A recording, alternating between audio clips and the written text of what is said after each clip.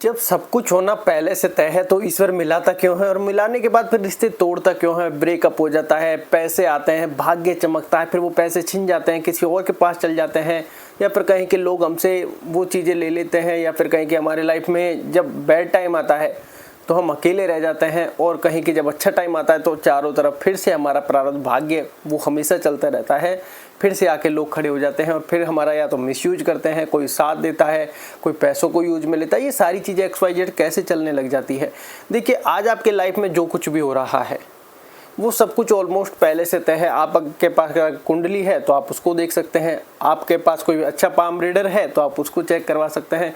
फिर आपके मन में एक सवाल आ गया कि यार इतनी सारी सब कुछ चीज़ें पहले से तय है, तो फिर आखिर एग्जैक्टली कर्म क्या है, या फिर चीज़ें कैसे सर्वाइव कर रही हैं।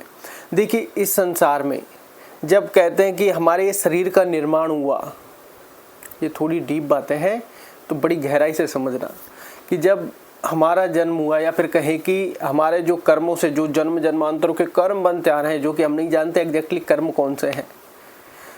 आप कहीं भी जाओगे तो आपको ये कहा जाएगा कि कर्म करो, कर्म करो, कर्म करो, लेकिन ये समझ में नहीं आता कि कौन से कर्म करो। कोई कहता है धर्म निभाओ, ठीक है, धर्म हमेशा निभाना चाहिए, अपने कर्तव्य का पालन करना चाहिए, एग्जैक्ट हमारी लाइफ में ऐसे ही है। लेकिन बहुत सी बार सिचुएशन डिफरेंट होती है। इसलिए क्या है, लाइफ में जैसे जो चीज़ें हमको मिली है, सबसे पहले तो आपको ये मानना होगा कि वो सारी चीज़ें नश्वर हैं। वो एक सीमित टाइम ऑफ पीरियड के लिए हमारे पास है। कोई भी चीज़ें मतलब ऐसा नहीं है परमानेंटली हमारे पास हो। परमानेंटली तो हम स्वयं भी नहीं है। वो कहते हैं ना कि किसी और चीज़ की क्या ही गारंटी दे जब गारंटी खुद की ही नहीं है। तो एग्जैक्टली हमारी लाइफ ऐसे ही फेस कर रखी है कि जो संचित कर्म है, जब उससे प्रारब्ध में सुख के और दुख के दोनों कर्म ले लिए गए, हमारा एक प्रारब्ध या फिर कहें कि हमारी लाइफ के जो भी इंसिडेंट है वो एक पैरामीटर के साथ सेट हो गए। वो हमारे चाहे माता के गर्भ में हो, जन्म लेने से लेकर मृत्यु तक हो, तो हम उसी दिशा की ओर आगे बढ़ रहे होते हैं। हम जाने अनजाने हमको ऐसा लगता है कि हम उस दिशा की ओर आगे नहीं बढ़ना चाहते, हम नहीं बढ़ रहे, कि जैसे यार इधर तो मेरे साथ कोई हादसा लिखा हुआ है, मैं दूसरा रास्ता ले लेता हूँ, पता चला दूसरे रास्ते से भी आप वहीं पर पहुँचे, क्योंकि जो चीज़ें लिखी है उसको आप काट नहीं सकते। ये बात आप ध्यान रखें। अब यहाँ पर एग्जैक्टली जैसे कुछ लोगों का ब्रेकअप हो जाता है, कुछ लोगों का दिल इतना ज़्यादा टूट जाता है हद से ज़्यादा, तो वो कहते हैं कि भगवान ने मतलब जो श्री कृष्ण जी ने गीता में कहा कि किसी चीज़ के ऊपर आश्रित मत रहो, इतने निर्भर मत रहो कि जो तुमको चोट पहुंचा दे, कि जो आया है वो जाएगा। चाहे वो आप स्वयं हो, चाहे आपकी लाइफ में कोई पार्टनर हो, चाहे आपकी लाइफ में कोई भी XYZ जो है, या फिर आपके पास जो भी साधन है, संसाधन है, कि कल राजा कोई और था, कल होगा कोई और, सदा टिके नहीं किसी एक पर मोहर। तो ये सब हमारी लाइफ में सर्वाइव करता है कि जो हमारी लाइफ में है। आज हो सकता है आज आपको ये लग रहा हो कि यार ये नहीं हुआ तो क्या होगा, हो सकता है वो आपसे छूट जाए और इससे बेटर मिल जाए। और एग्जैक्टली लाइफ में क्या है, जो चीज़ें हमारे साथ पैरामीटर से लिख दी गई हैं वो हमको भोगनी है, क्योंकि प्रारब्ध क्या है, हमारे सुख और दुखों का भोग। हम कहते हैं किस्मत खराब है, नहीं, किस्मत तो एक पैरामीटर के साथ चल रही है। ये हमारा मन ज़्यादा खराब है, ये हमारा मन ज़्यादा खराब है। ये हमें जो वो करवाता है गिल्ट, या फिर कहें कि मैं और अहंकार की भावना लाता है, ये हमारे मैन कहें कि दुविधा का कारण है। अगर हम कहें कि एक निमित्त माध्यम बनकर काम करें किसी भी कार्य को, ईश्वर की सहमति मान के, ईश्वर को समर्पित भाव से, भाई जो हो रहा है मेरी लाइफ में मैं नहीं करना चाहता। जैसे मान लो आज एग्जैक्टली आपकी लाइफ में कुछ भी आपके हाथों गलत हुआ है, आप नहीं करना चाहते, नॉर्मल सा। बहुत सी बार हमारी बुद्धि काम कर रही होती है लेकिन हमसे रुका नहीं जाता। तो कहें कि लाइफ में कुछ फेजेस ऐसे होते हैं जो एक रिमोट कंट्रोल की तरह चल रहे होते हैं। आपको ऐसा लग रहा होगा कि हम 6 साल से रिलेशनशिप में थे, सडनली या फिर कहें कि अचानक से ब्रेकअप हो गया।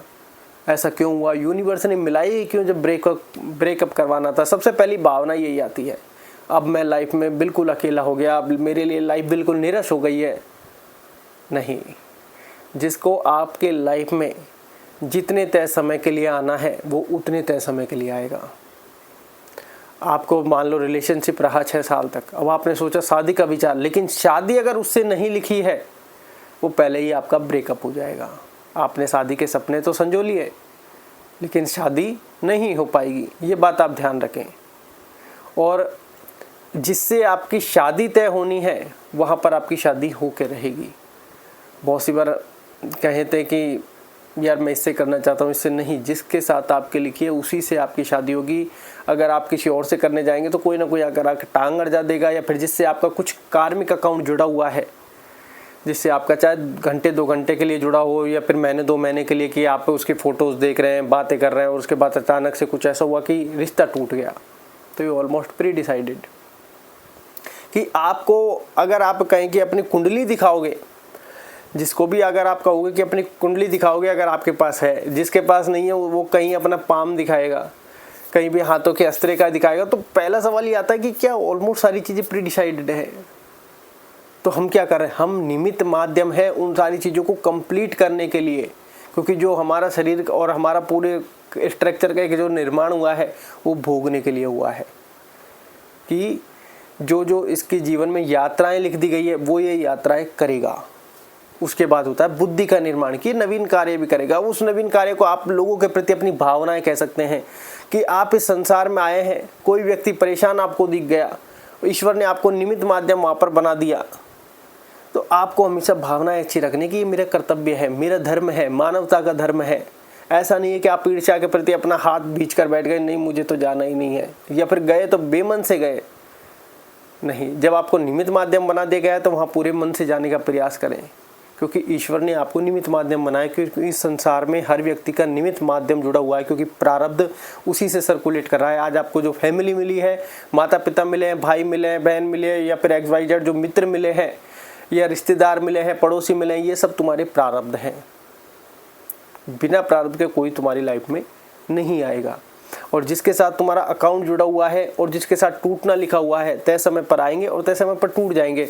बस आपके जो मानसिक अवस्था है उसमें हलचलें बहुत ज़्यादा पैदा हो जाती है, क्योंकि मन हमारा सबसे बड़ा बैरी है।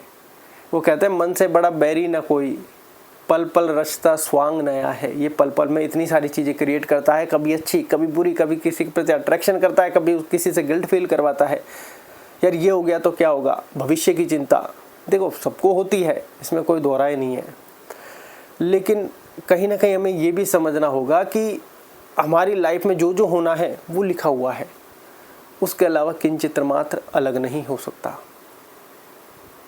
आपको लगता है कि यार कोई आकर मेरे साथ ऐसा बड़ा हादसा करके जाएगा, मुझे धमकी मिल गई, अगर आपके साथ होना लिखा ही नहीं है तो नहीं होगा। वो कहते हैं ना, तुलसी सोई भरोसे राम के, होनी अनहोनी नहीं हो सकती। जो होना तय हो गया वो टाला नहीं जा सकता, और जो अनहोनी है या फिर कहें कि और जो होनी है वो अनहोनी नहीं हो सकती, और जो अनहोनी है वो होने से रही, कि जो होना ही नहीं है वो नहीं होना, आप चाहे उसमें लाख प्रयास कर लें।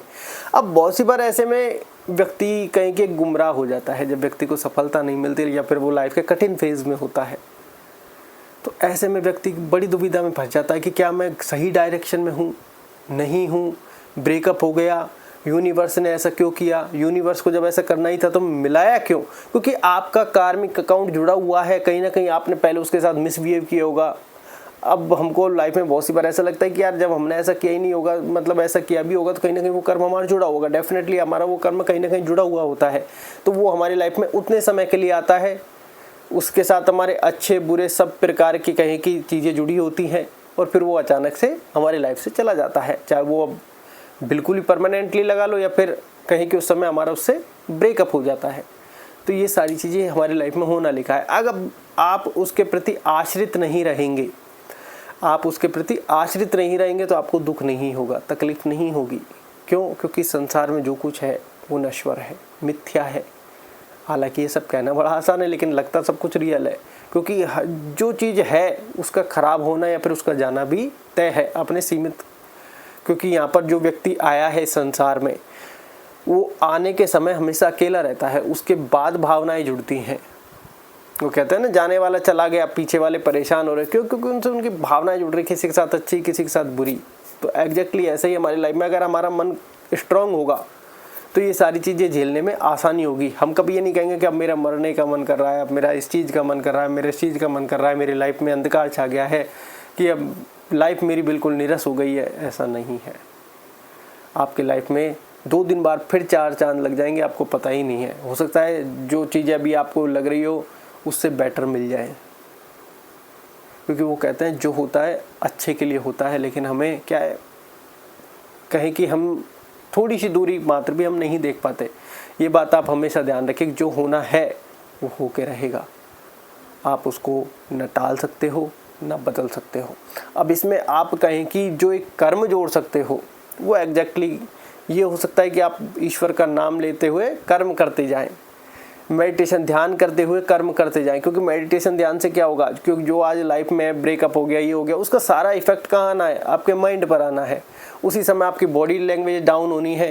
क्योंकि माइंड आपका अलग चीज़ें क्रिएट कर रहा है। माइंड आपकी बॉडी को अलग अलग सिग्नल दे रहा है, परेशान कर रहा है। ऐसा लग रहा है कि जैसे सारी लाइफ ऑलमोस्ट ख़त्म हो गई है। लेकिन वो कहता है कोई व्यक्ति अगर मर जाता है और कितना ही गहन प्यार हो, वो व्यक्ति 10 दिन बाद भी मुस्कुराने लग जाता है। तो क्या 10 दिन का ही प्यार था, प्रेम था? नहीं, ये समय है, निकल गया, फिर समय परिवर्तित होगा, फिर सुख आएगा, फिर दुख आएगा। तो ये जीवन के उतार चढ़ाव है और ये हर व्यक्ति को अपनी यात्रा तय करनी है। क्योंकि ये आपकी यात्रा में पहले से लिख दिया गया है कि ये इस शरीर को भोगने हैं, क्योंकि ये प्रारब्ध है। अब ऐसा लग रहा है प्रारब्ध तो बड़ा खराब है, नहीं, आपको जो सफलता मिलनी है वो भी प्रारब्ध के अनुरूप मिलनी है। आपकी लाइफ में जो पैसा आना है वो भी प्रारब्ध के अकॉर्डिंग ही आना है।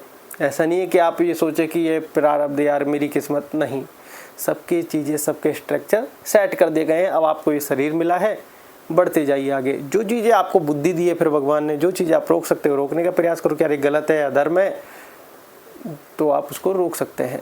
और कहें कि एक निमित्त माध्यम बनकर हमेशा काम करें, क्योंकि अहंकार नहीं आएगा, मन को वो पावर नहीं मिलेगी तो परेशान भी आपको कम करेगा। ये बात आप हमेशा ध्यान रखें, क्योंकि हम इस संसार में निमित्त माध्यम हैं।